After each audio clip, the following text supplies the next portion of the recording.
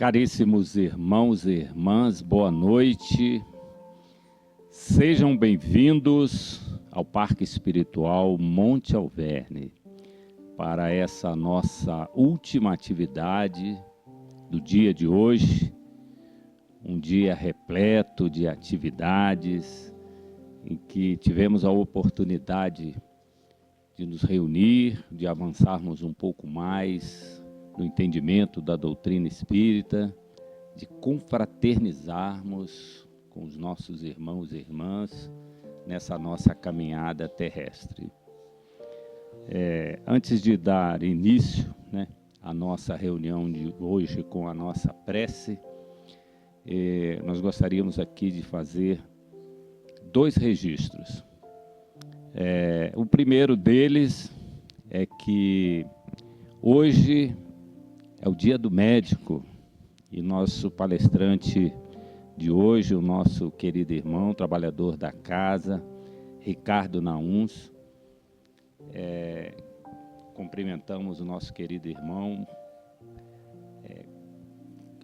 e estendemos esse cumprimento para todos aqueles nossos irmãos que se dedicam a esse mistério, de minorar o sofrimento alheio, de socorrer aqueles nossos irmãos que enfrentam as provas e expiações necessárias para o seu aperfeiçoamento pessoal.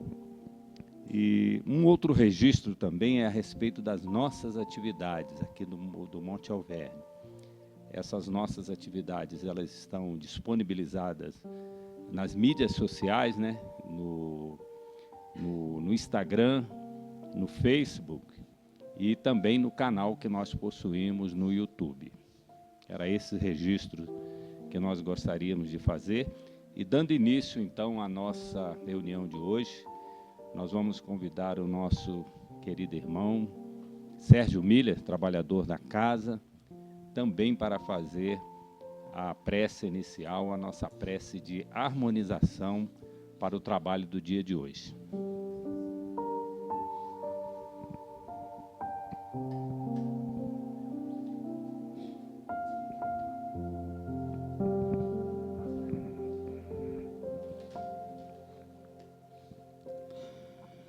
Amado Mestre Jesus, encerrando as atividades semanais do Monte Alverne, com muita alegria que vamos iniciar a palestra de hoje, falando do um dos mentores da nossa casa. Daí pedimos, Senhor, que nosso irmão Ricardo esteja sob o amparo de seus benfeitores.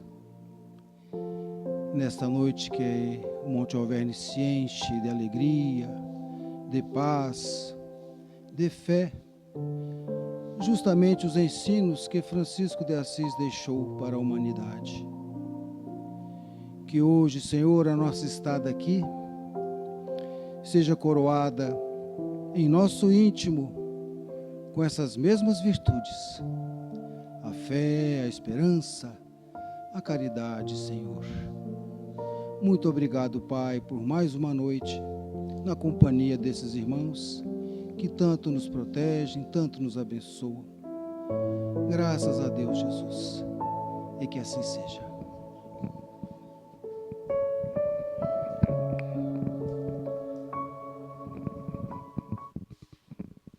Prosseguindo, nós temos hoje aqui a alegria, como nós já anotamos inicialmente, de receber o nosso querido irmão Ricardo Nauns, que vai nos falar hoje sobre um dos mentores dessa casa, Francisco de Assis, o homem à frente do seu tempo. Com a palavra, o nosso irmão Ricardo Nauns.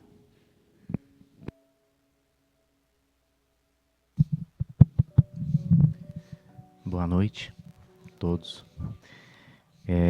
Alegria minha, viu? Porque eu acho que é a terceira vez, talvez, que eu venho aqui falar de Francisco de Assis. Não sei particularmente se eu mereço tanto, assim, né? Falar de uma figura maravilhosa como essa. Mas eu acho que talvez seja pelo fascínio pessoal que eu tenho por Francisco já há muito tempo. Hoje, especialmente, comemora-se o Dia dos Médicos, uma profissão que nós abraçamos. E quanto mais a gente estuda a vida de Francisco, né, a gente percebe que Francisco talvez tenha sido o maior médico humano, ser humano, né, que pisou na face da terra. Eu digo isso porque Jesus Cristo, para mim, era sobre-humano, né? Era de uma matéria um pouco diferente, né? E isso é opinião minha, né? De acordo com as conclusões que eu tiro das coisas que tenho lido sobre Francisco, né? E seu paralelo com a vida de Jesus.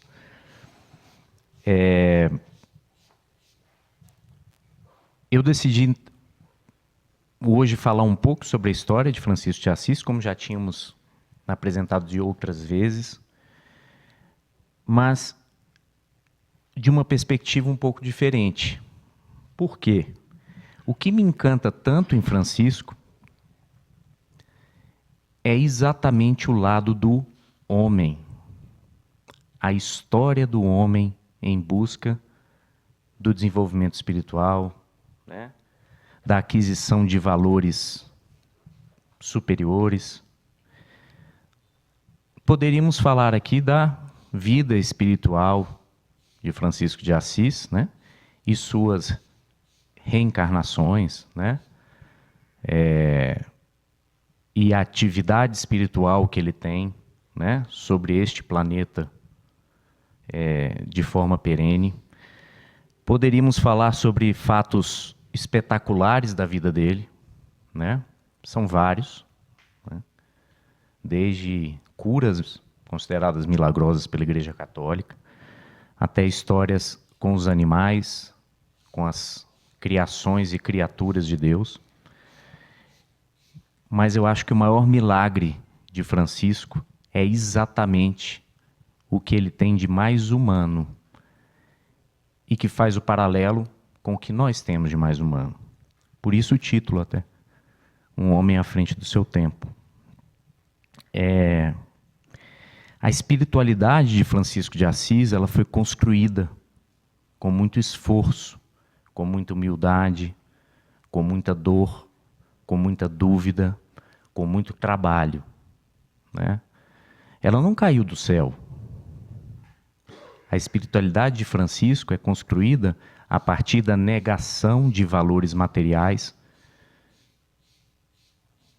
que foram herdados, né? A espiritualidade de Francisco de Assis foi construída, e aqui eu faço um paralelo porque eu chamo ele de o maior médico humano, né, que pisou na Terra. Francisco curava a alma através da cura das chagas do corpo. Não só a alma dos pacientes, dos outros, dos companheiros de trabalho, mas a sua alma. E aí está o mais bonito da mensagem dele, né? Como na passagem em que ele evita o contato com um leproso que se apresentou a ele, né? E naquele momento, o primeiro impulso é se afastar do doente, né? E logo depois ele pede perdão a Deus, dizendo: este irmão tem a lepra no corpo, eu tenho a lepra na alma. Né? Então esse paralelo é muito interessante na vida de Francisco e é exemplo para qualquer pessoa que abrace as profissões de saúde, né? Quem dera, né? Nós pudéssemos, e aí eu incluo eu, enxergar o próximo e o doente sempre assim, né? Mas ainda estamos engatinhando, então leva tempo. Outra coisa importante a se observar é que Francisco, E nesses tempos de internet é interessante porque a gente consegue ter acesso a essas coisas, né? Essas pesquisas e estatísticas. Vocês sabem quem, depois de Jesus Cristo, é a figura cristã mais citada na internet? Francisco de Assis.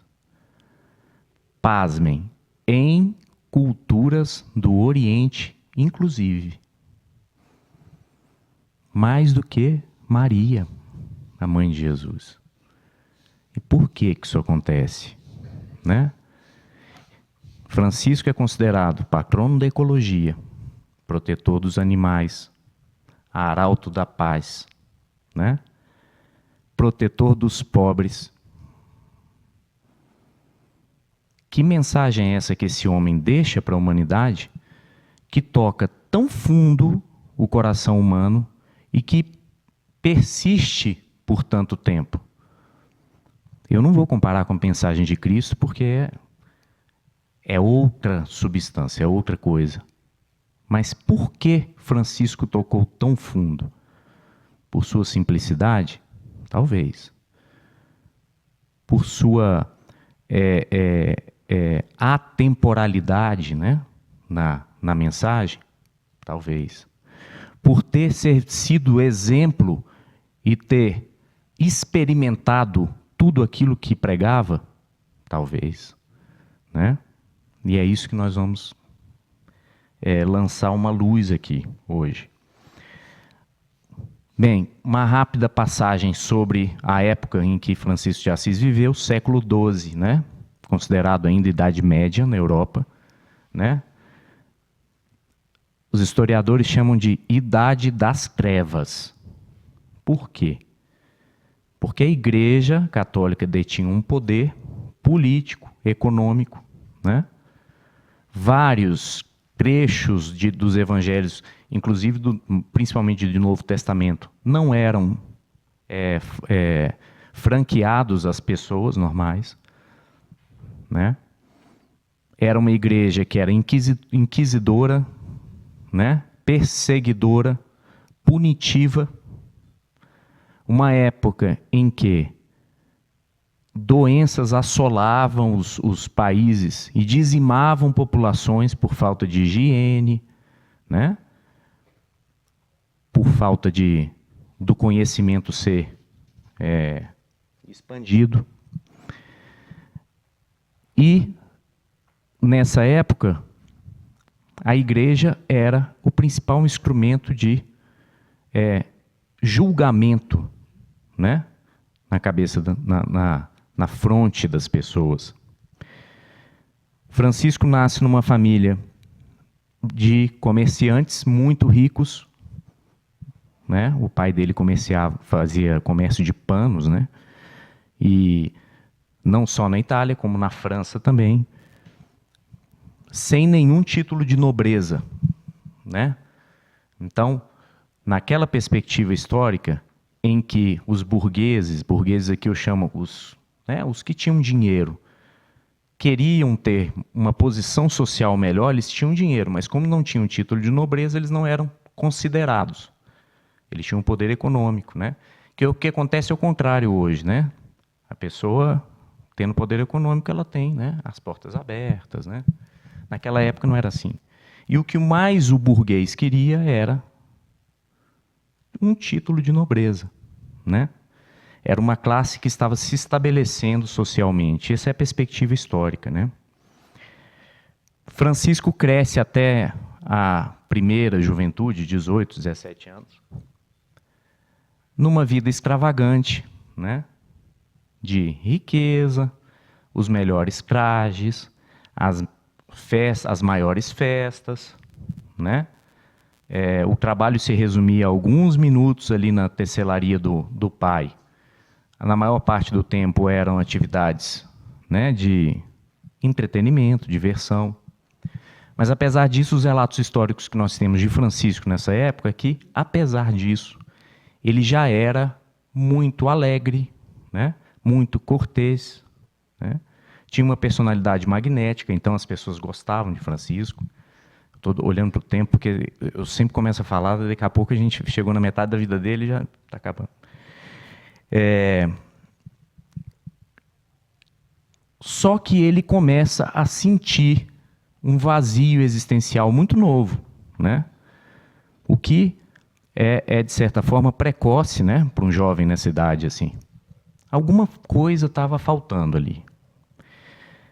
O primeiro sinal do que acontecia em seu coração foi um fato que aconteceu. Ele estava trabalhando na loja ou na fábrica do pai, e um mendigo vem e pede esmola para ele, né? Ele, como qualquer jovem burguês da época, fala para o mendigo: siga seu caminho, ninguém vai te ajudar não, né? Vai trabalhar, né? Preguiçoso, não é? A gente quase não vê isso hoje em dia, né? As pessoas não fazem mais isso, com certeza. Vai trabalhar preguiçoso, né? É pobre porque quer, é miserável porque quer, né? Mas logo depois veio aquela voz, né? Se fosse um amigo do meu pai, eu tinha estendido um tapete vermelho e tal. E ele corre em direção ao mendigo e entrega um rolo de panos, né, para aquela pessoa. Dentro desse vazio existencial, né, Francisco interpreta aquele vazio como se ele tivesse que fazer alguma coisa diferente, alguma coisa de utilidade, né? E nessa época, exatamente nessa época, Assis, né, entra em guerra com uma cidade vizinha chamada Perúdia. E Francisco acha, então, que o destino dele é ser soldado. Quer dizer, o arauto da paz querendo ser soldado, né? Então ele se alista e vai à guerra. Perúgia ganha a guerra e Francisco fica 1 ano preso em Perúgia, e só é solto através da intervenção do pai, através do poder econômico. A gente começa a falar de Francisco, os bichinhos todos vêm participar, né? Aí ele é solto e retorna a Assis, ainda muito perdido, né? Acometido de malária, que era uma doença sem cura na época, né? Malária essa que ele tinha contraído na guerra. Em certo momento, ele tem um sonho de que ele estava num salão, no meio de armaduras e cavaleiros armados, e ele interpreta, então, que ele precisava ir para outra guerra. Começa exatamente os tempos das cruzadas, né, da Igreja Católica na Europa, e ele, então, se alista para ser um cruzado. Só que, dessa vez, ele não consegue nem ir para a batalha, porque a doença o debilita, e no caminho ele tem um sonho um pouco diferente, no qual uma voz diz a ele que a interpretação daquele sonho, da armadura, tinha sido equivocada, e que era para ele voltar para Assis, né? Veja bem, isso por si só já era uma vergonha para o pai. Meu filho se alista, é preso durante 1 ano, né? Eu tiro ele da prisão, ele vai para outra guerra, não consegue nem chegar lá, volta, com essas ideias malucas, esses sonhos malucos, né? Francisco já começava a dizer coisas desencontradas para o padrão da época, né? Por exemplo, né, um desejo de viver a pobreza, de viver as vicissitudes dos mais pobres, dos mais miseráveis. E isso começou a ficar patente na sociedade, o que era pior para o pai, né?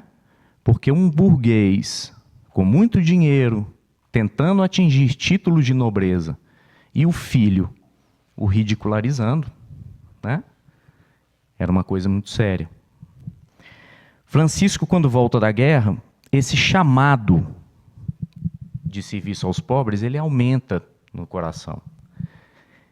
E ele começa, então, a distribuir esmolas nas ruas, esmolas com dinheiro do pai, né?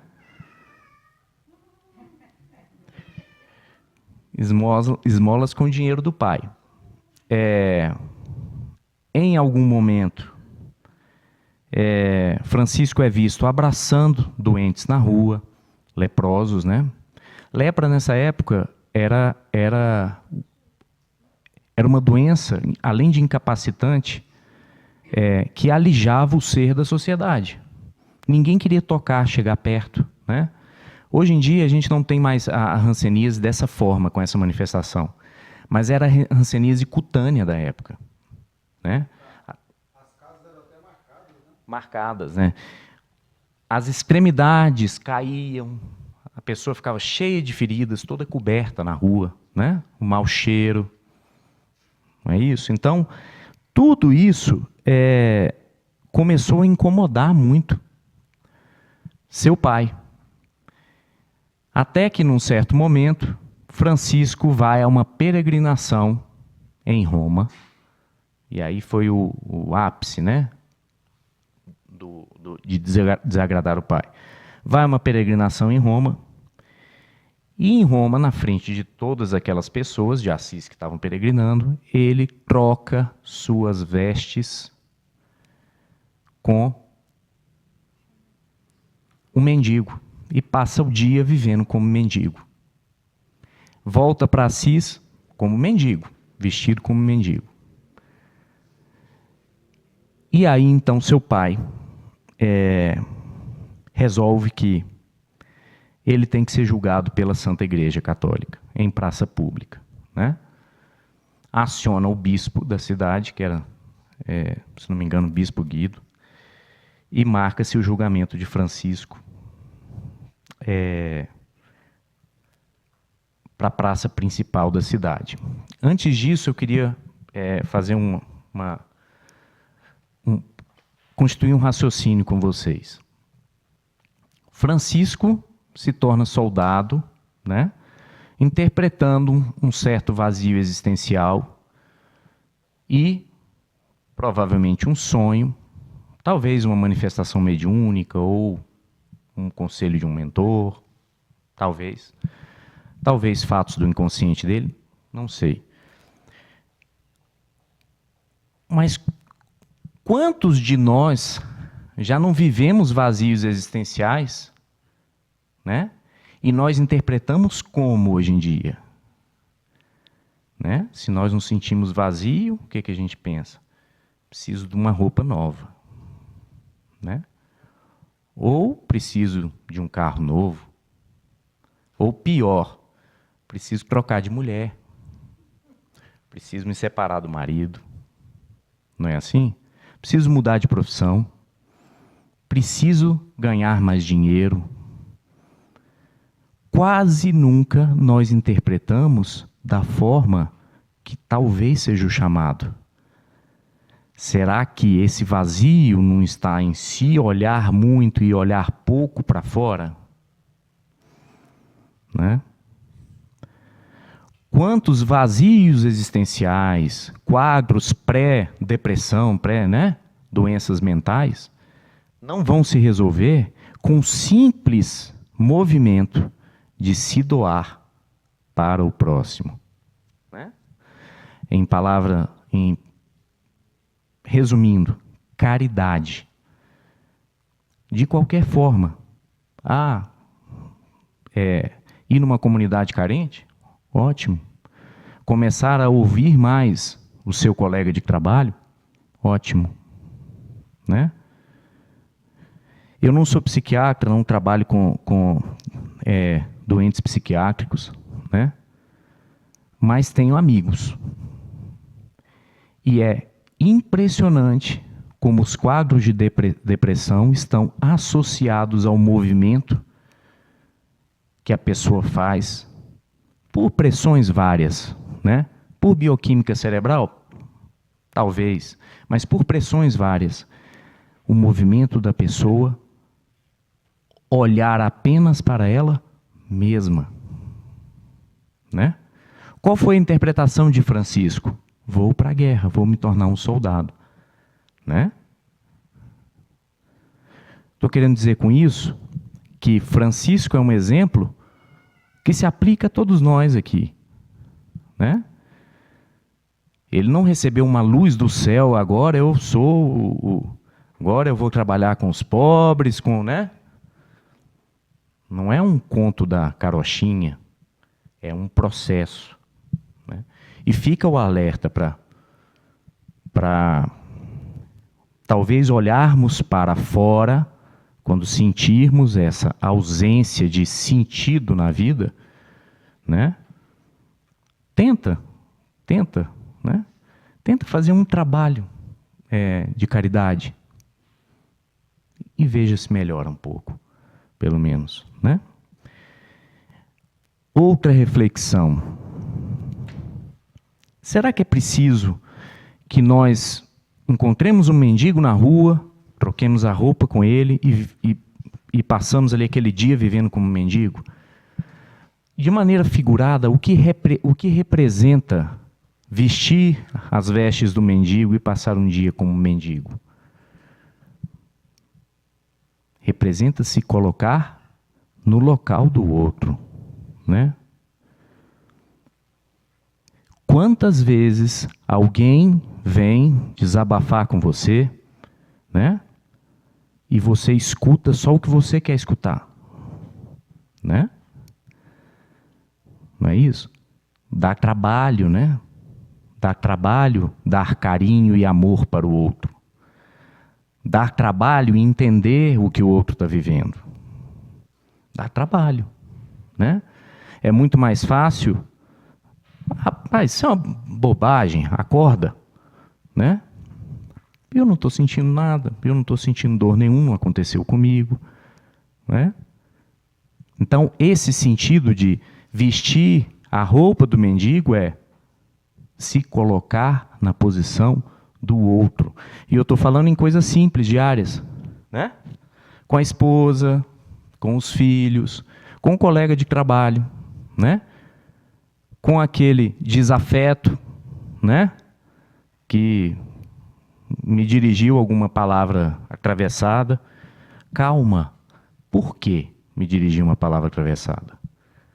Será que eu recebo de manhã cedo sorrindo ou não, né? A gente está sempre se colocando na posição da gente mesmo, né? Olha aí o que ele disse para mim, né?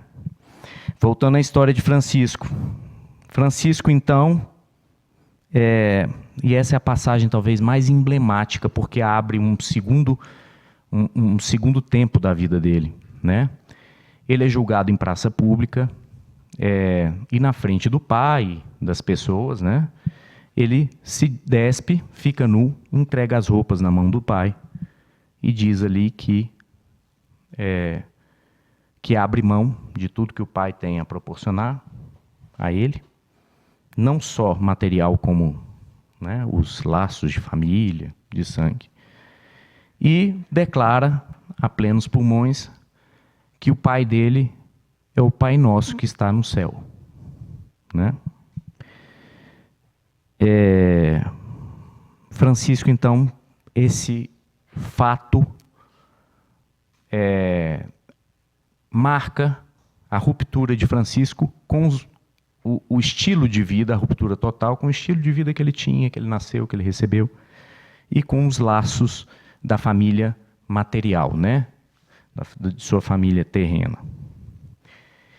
Interessante que talvez esse seja um dos maiores arrependimentos de Francisco durante a vida. E ele diz isso a um companheiro no final da sua vida.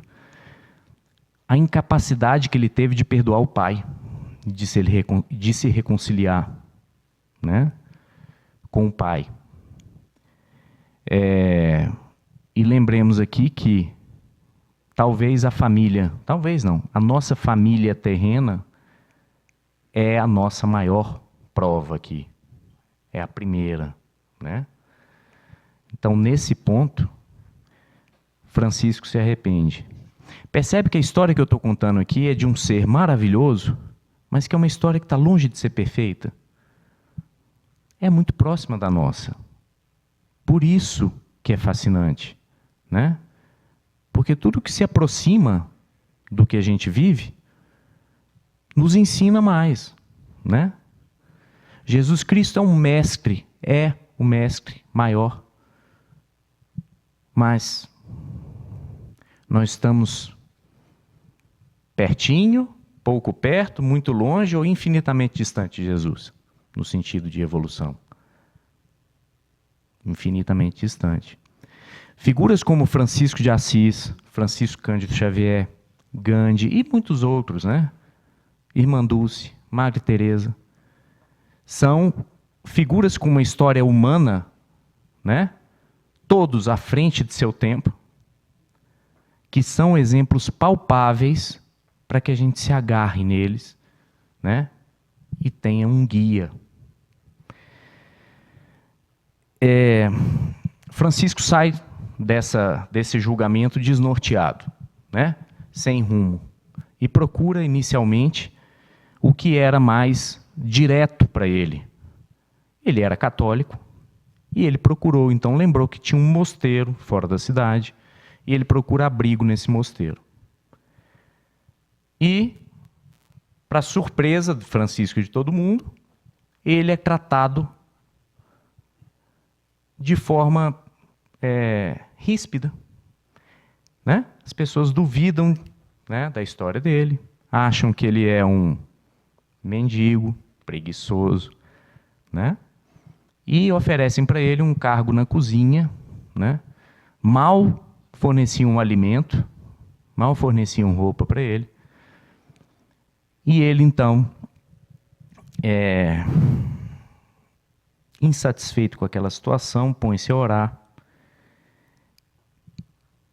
e tem uma mensagem reveladora em que ele avista um leproso que ele tinha tido um encontro com um passarinho no ombro. É interessante porque eu estou vendo ali, por exemplo, Francisco é muito representado com esse pássaro no ombro, né? E ele imagina, se esse pássaro está no ombro dessa criatura, por que eu não posso abraçá-lo? E abraça, né, o doente. E quando ele olha para a face do doente, a face se transforma na face de Cristo. E diz a ele: procure a minha igreja naqueles que sofrem.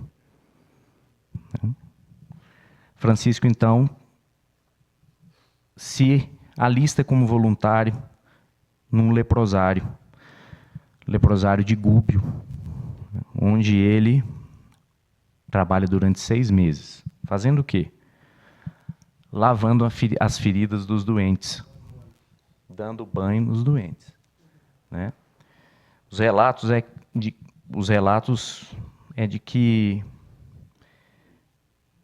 a doença física melhorou, o aspecto psicológico dos doentes melhorou, porque Francisco chegava de manhã para fazer o trabalho dele com alegria e sorriso no rosto, né?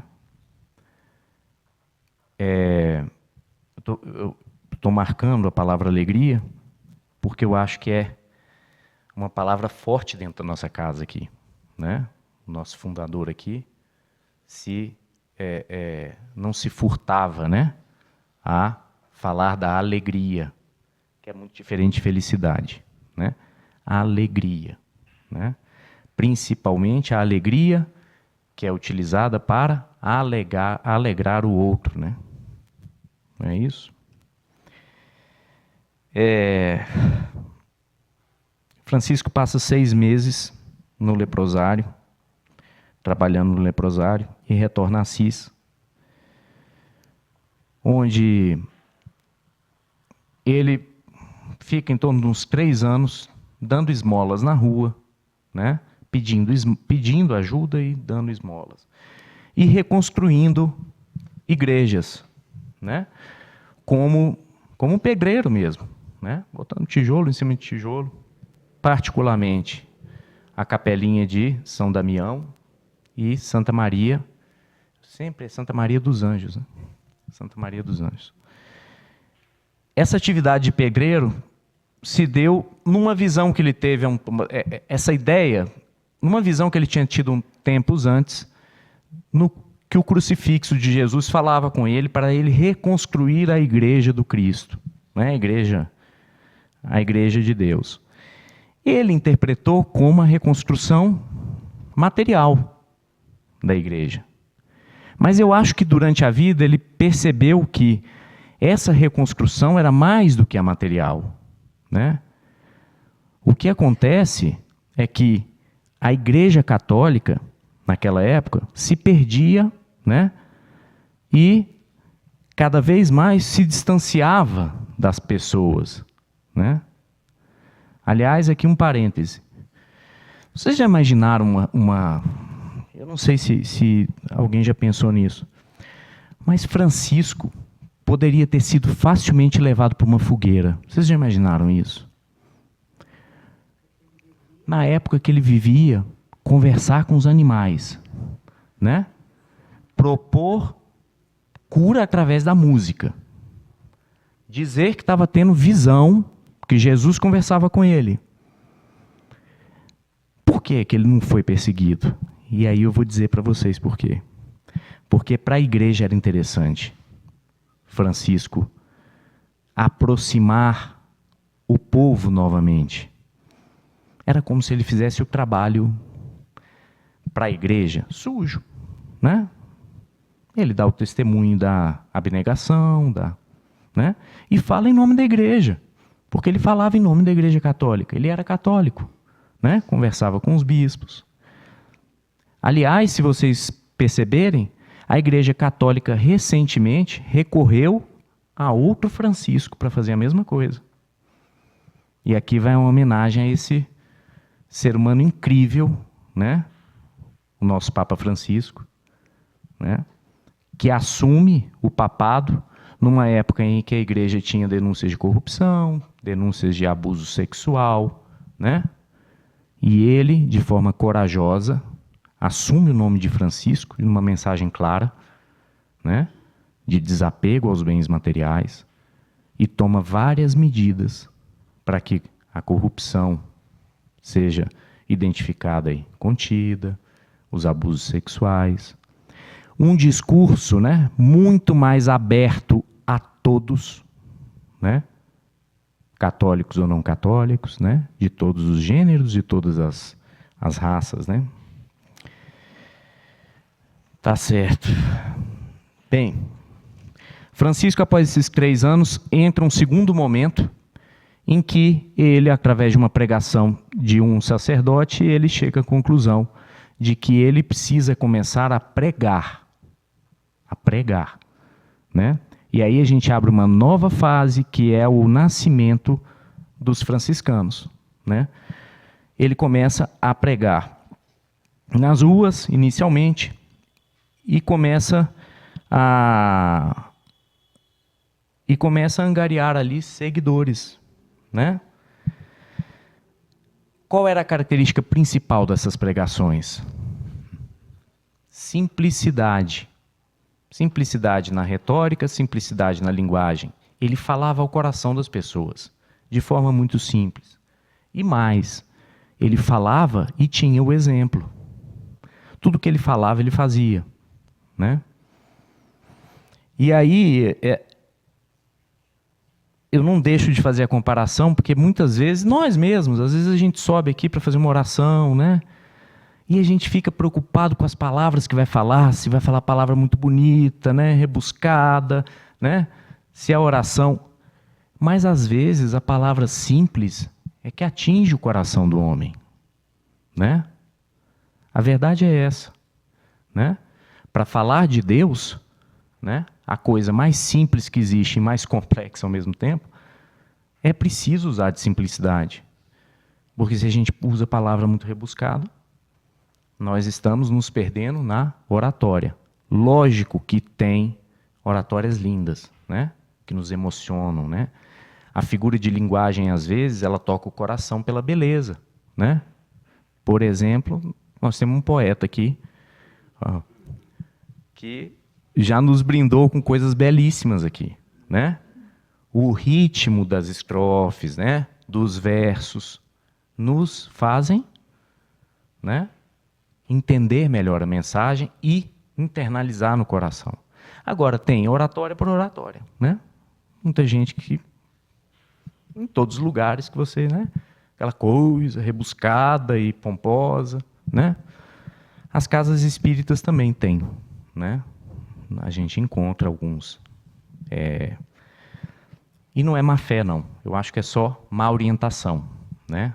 É se perder um pouco na forma e esquecer um pouco o conteúdo, né? Francisco começa, então, a angariar seguidores e eles formam uma comunidade em volta da igreja de Santa Maria dos Anjos. Acertei? Eu sempre penso em dos Anjos. Uma comunidade. Qual era a característica dessa comunidade?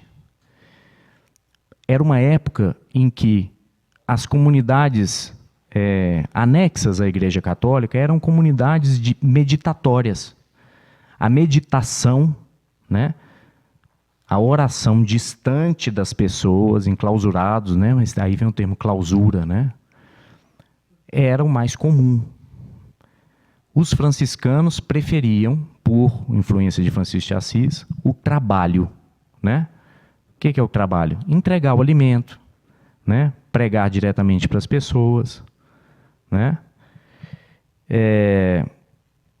E aí eu faço um paralelo e vou puxar a brasa aqui um pouquinho para a doutrina espírita, que é um dos motivos pelo qual a doutrina me encantou e me encanta. Eu venho de uma família que é metade católica e metade espírita. Eu acho que as outras, vamos colocar a doutrina espírita como religião, tá? Isso é discutível, mas as outras religiões perdem muito tempo em salões, com ritos, né? E no espiritismo, na doutrina espírita, eu encontro pessoas mais dispostas ao trabalho. Inclusive o trabalho mediúnico, que é trabalho também, né? E isso é muito valoroso. Isso é completamente franciscano, né? Bem, agora eu quero entrar no ponto mais... Quantas horas? No ponto mais...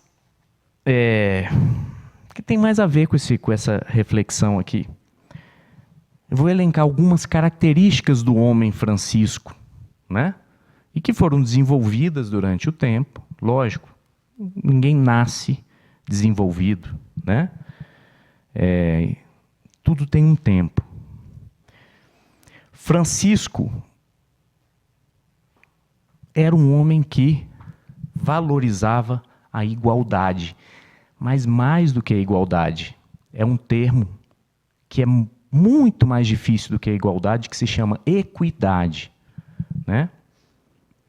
Igualdade é tratar todos como iguais, mas nós não somos iguais. Vou dar um exemplo. A comunidade franciscana. O que cada um fazia na comunidade? Existiam tarefas de todos. Mas existia espaço para a tarefa individual de cada um. Se a Isa tem uma voz maravilhosa e canta maravilhosamente bem, a Isa vai cantar, né? Se determinado rapaz é franzino, ele não vai carregar 20 tijolos igual. Percebe isso? Isso é uma coisa hoje em dia tão difícil de equalizar. As constituições dos países têm dificuldade com isso, né? Essa coisa de equidade, né? O nosso Sistema Único de Saúde, ele tem esse conceito lá nas linhas mestras dele, equidade, né? O que significa?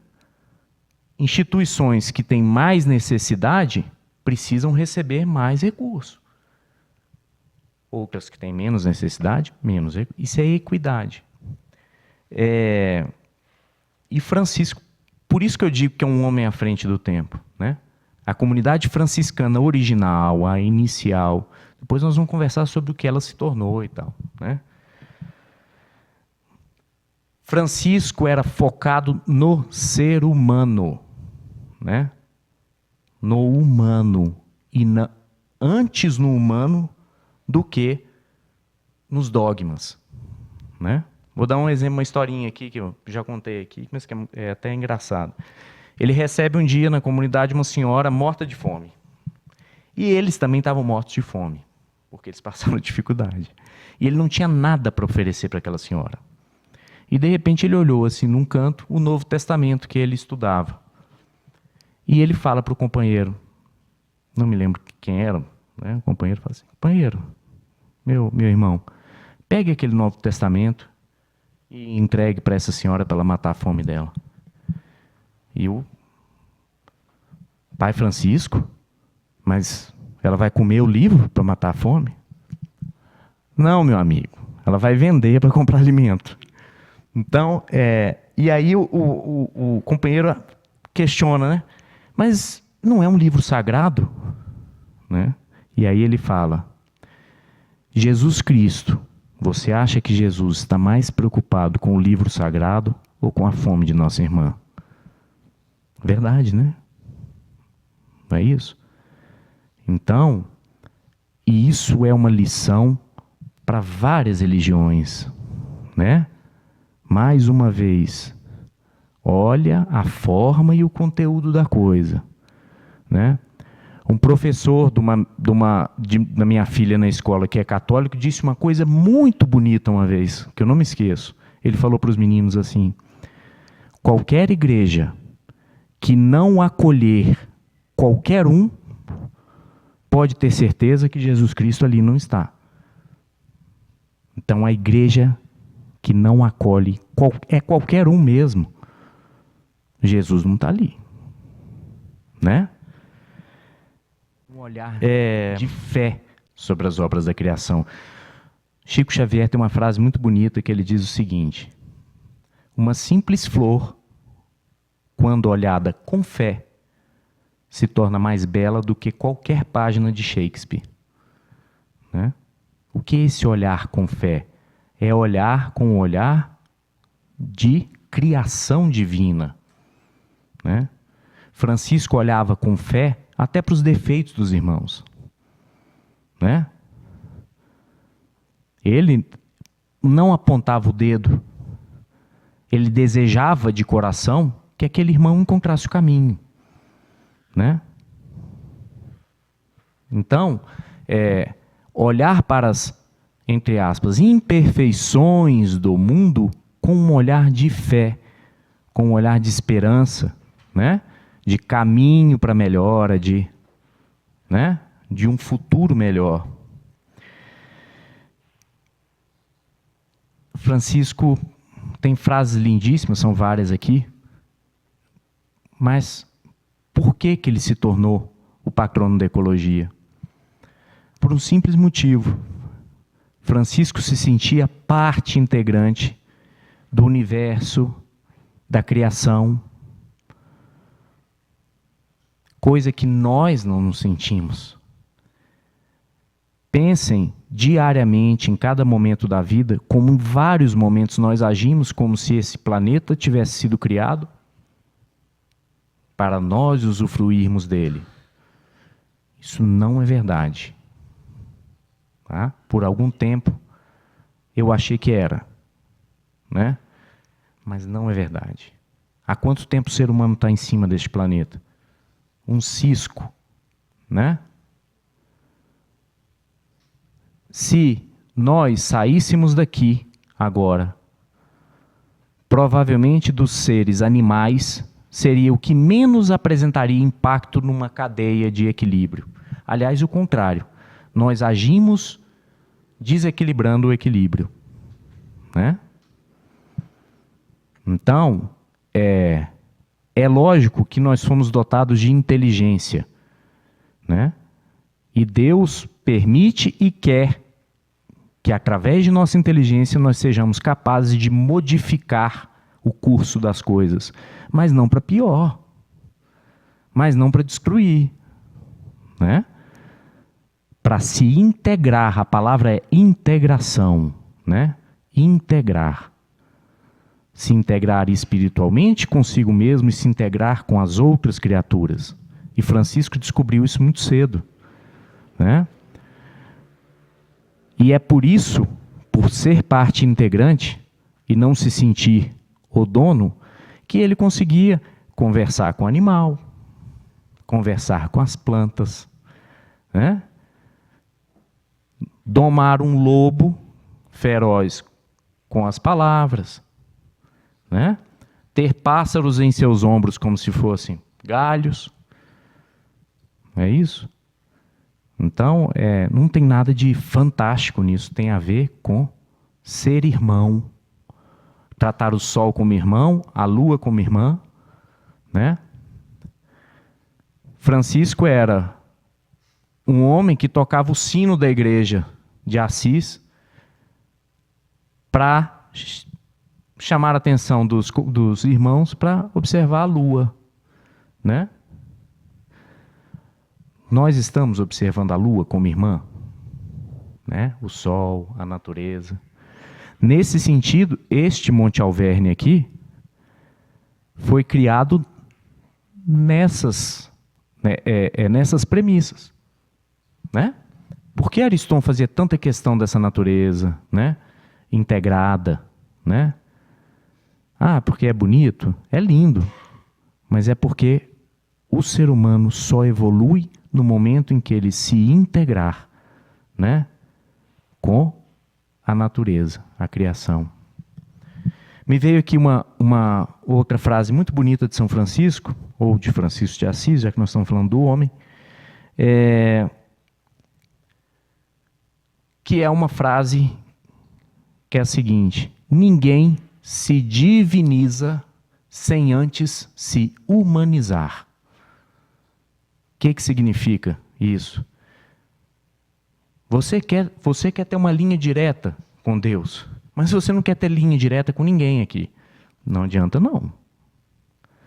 Nós fomos colocados do lado dos irmãos, nós não fomos colocados do lado de Deus. Talvez o caminho mais direto para ele seja através dos nossos irmãos, né? Amar a Deus sobre todas as coisas e o próximo como a si mesmo, né? Ninguém se diviniza sem antes se humanizar, né? Francisco era um apoiador, incentivador e amante da arte, né? Mas não era da arte por si só.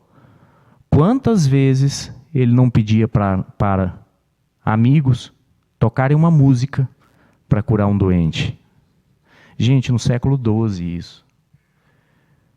Hoje parece, todo mundo sabe que a música faz bem, que a arte faz bem, né? É a criatura do cristianismo mais representada em obras de arte.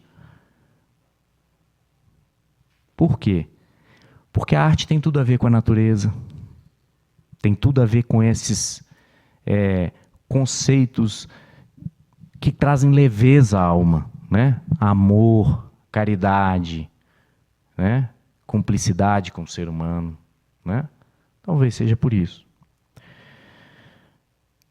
Eu sempre prometo aqui de falar de Clara de Assis e nunca falo, mas o que eu queria citar Clara aqui Francisco de Assis tratou o gênero feminino com igualdade.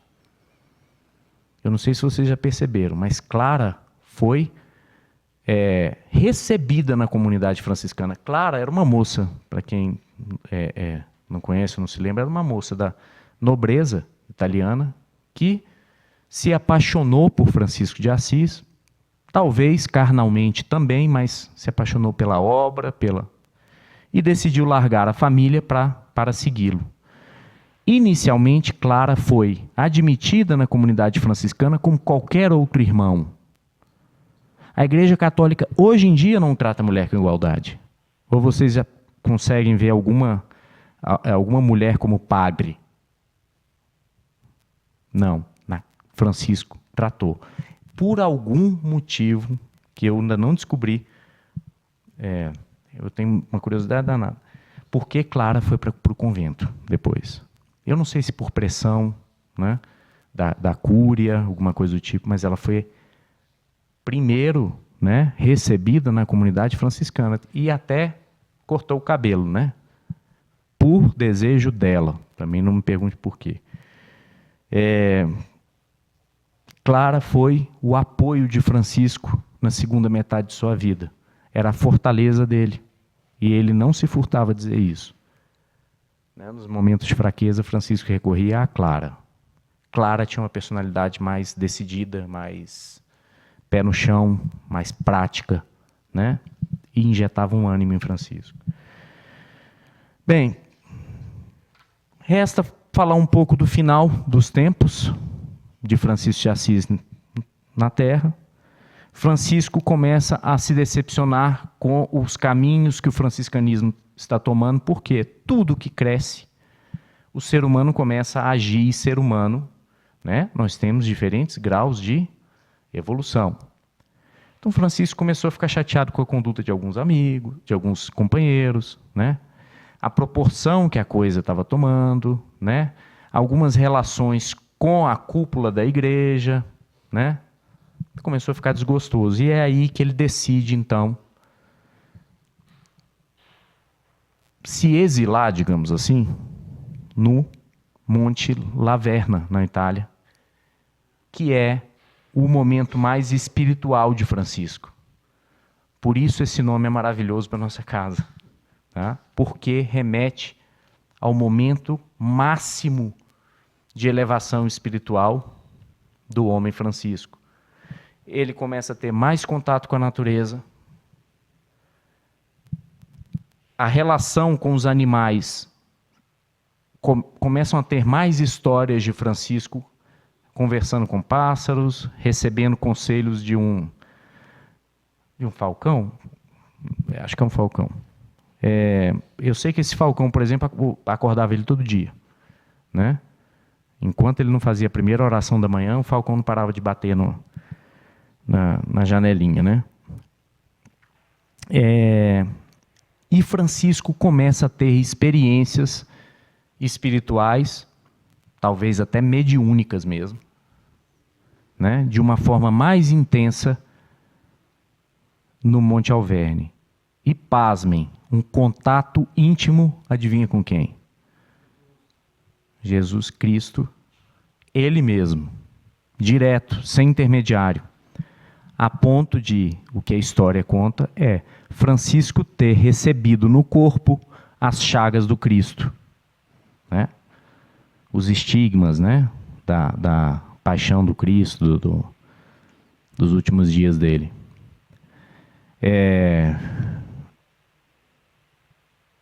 Mas Francisco, a saúde começa a ficar mais debilitada. Nessa época ele já está cego. Imagina uma criatura cego no meio da natureza. E ele retorna então aos franciscanos. Estamos terminando. Aos franciscanos, onde ele desencarna, deitado na terra, né? Porque ele pede para ser posto na terra.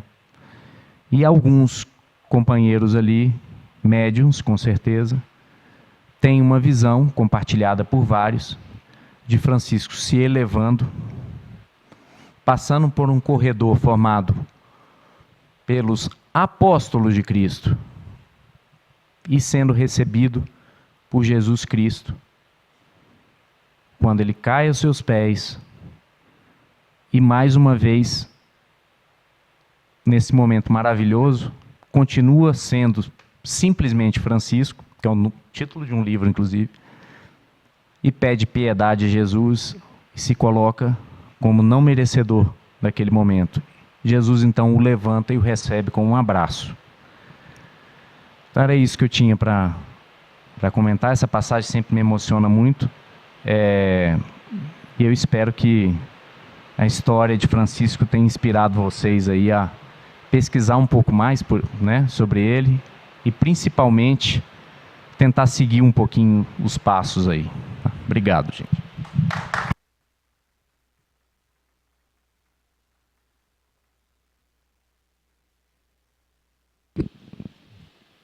Nosso querido irmão Ricardo, muito obrigado pela mensagem da noite de hoje. E Na esteira do que nós apresentamos aqui na semana passada, com o nosso irmão Sivaldo, que falou sobre Francisco também, sobre Kardec, esses nossos irmãos que aqui passaram, enfrentaram as vicissitudes, né, do ser encarnado, eles constituem para nós uma referência, um objetivo. E ouvir sobre a vida desses nossos irmãos que nos antecederam, isso aí nos traz muito alento, muito ânimo para perseverarmos na nossa caminhada evolutiva. E